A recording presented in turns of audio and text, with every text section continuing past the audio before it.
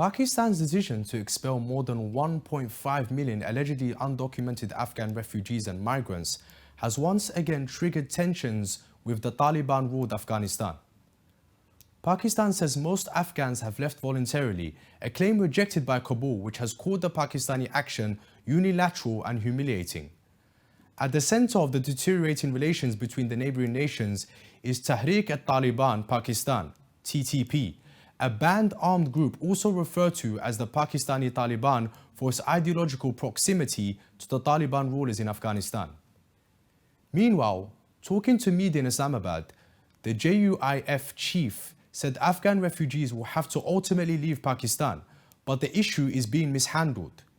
He further called for a bilateral commission to discuss and resolve the issue between both countries. To discuss this further, we have with us live international relations expert Rustam Ali from Rome. Assalamu alaikum. In your opinion, why are the Pakistani authorities cracking down on the Afghan refugees who have fled persecution in their country to seek shelter in the neighbouring Pakistan?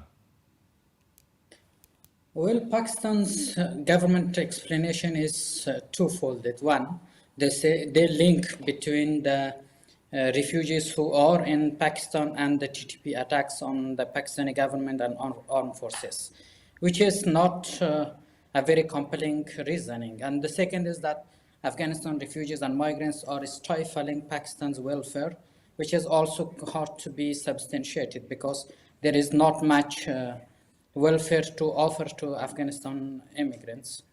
Pakistan is going through a very harsh economic crisis these days.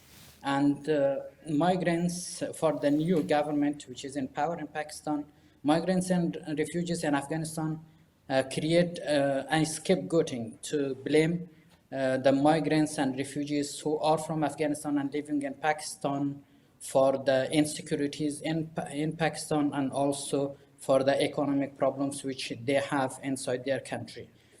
Also, there are other speculation as well, which are the one is speculation is that Pakistan is pressurizing the Taliban to recognize the international border, the UN line as an international border between the Pakistan and Afghanistan, which the Taliban Minister of Foreign Affairs, Muttaqi, did not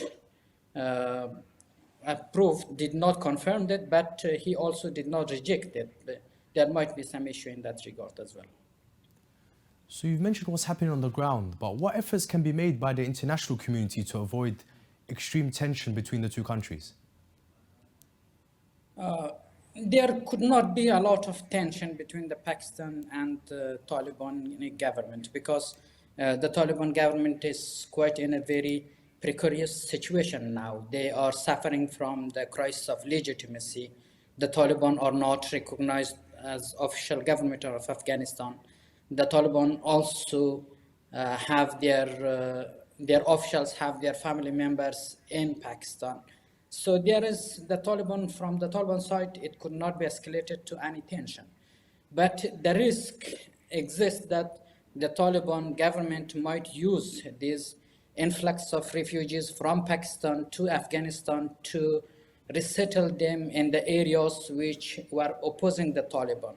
For example, in the northern region of Afghanistan, among the Tajik ethnic community and Uzbek community, also in the central Hazarajat, Afghanistan, among the Shia Hazaras, who were historically opposing the Taliban. And this actually creates an opportunity for the Taliban to do that. There are signs of this because in the northern region of Afghanistan, there is a canal, a water canal, which is built called Kushtepa, which the people will be resettled around that. And lots of local people who are living in those areas, they are fearing that the Taliban are bringing their loyalists and their people from that side of the border to the northern Afghanistan in order to suppress any future uprising against the Taliban.